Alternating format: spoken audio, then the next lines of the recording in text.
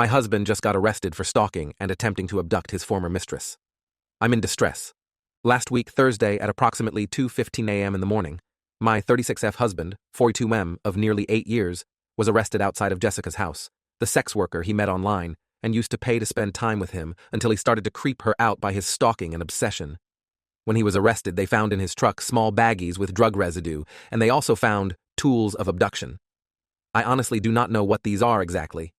My soon-to-be ex-Phil called me at around 4:45, 4:50 a.m. to tell me that his son was arrested.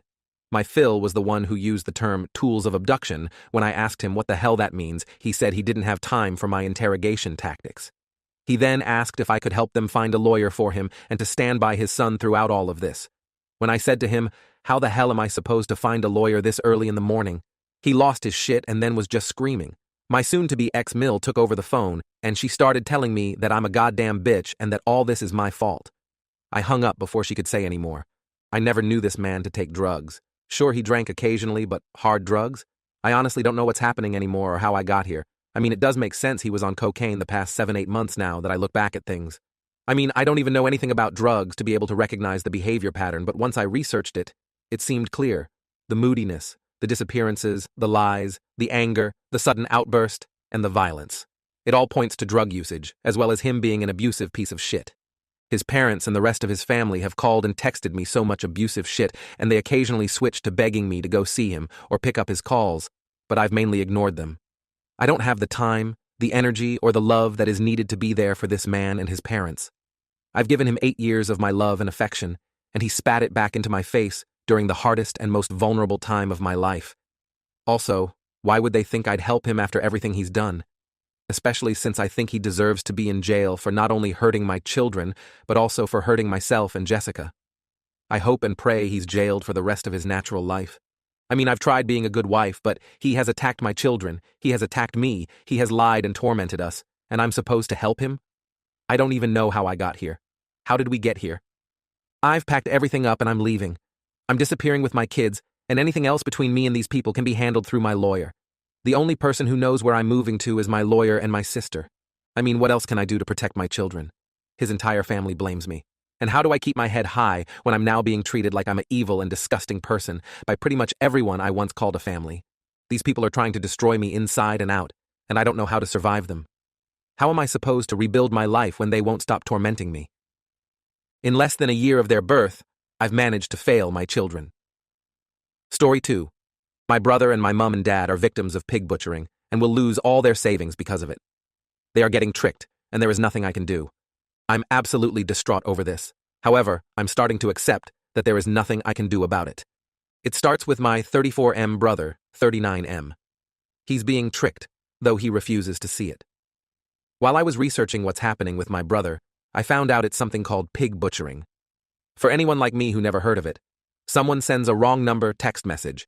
"It was nice meeting you yesterday, Anne," or "I'll see you for lunch tomorrow, Michael."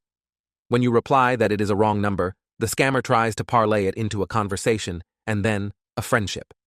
It sounds far-fetched, however people do fall for it. Once they have befriended you, they start talking about things like cryptocurrency and investments. They convince you that you can make money like they do.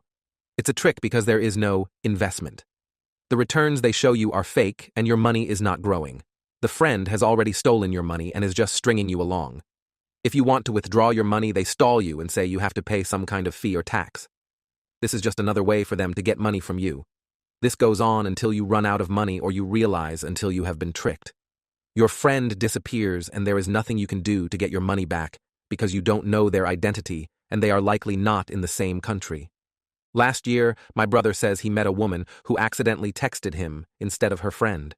She said she splits her time between Singapore and America, and she knew a way for my brother to make big money like she does.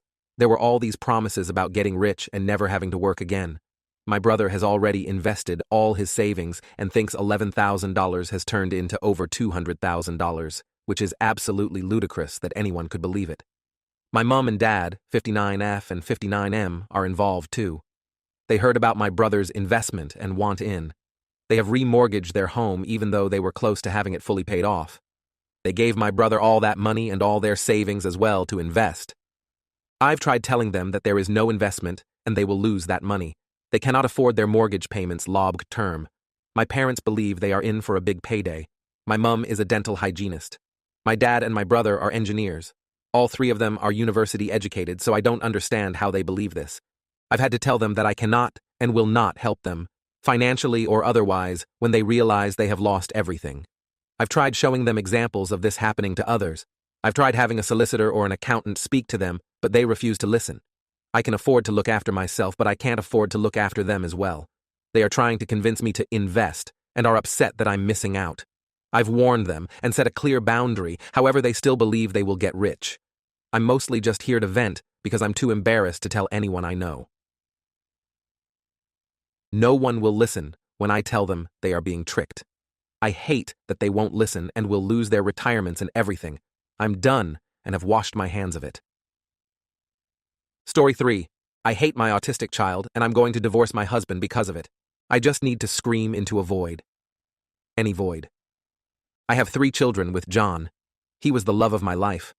Life was perfect before Jill was born. Jill is extremely autistic. She's textbook, screaming, meltdowns, aggression. We lost everything as a family the moment we realized she isn't going to improve. She's beyond expensive. I had to quit my job when she was 4 to care for her. My other children live in fear of their sister. She hits, breaks things, screams, tears things apart, spits. No medication has worked. No counseling, no therapy, nothing.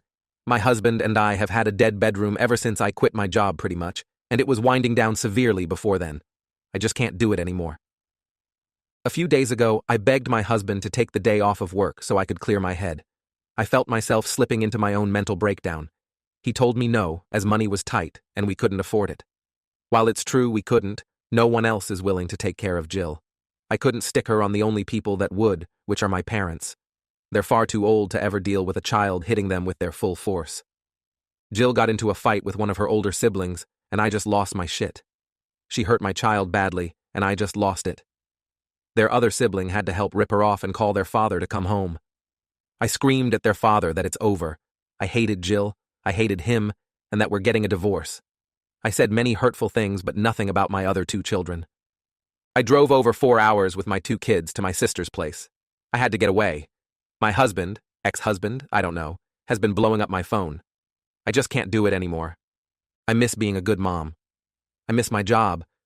I miss being able to go to the zoo with my kids. I miss being able to go to their school events. I miss eating as a family. I miss restaurants, friends, holidays. I miss having money. I miss life from before Jill. I miss my 2 kids. I miss my husband. I just needed to vent. I know I'm a shitty mom. I know I'm not a good person. I know I deserve it. I just needed to vent somewhere. I don't want to face reality. I just want to wake up from this nightmare.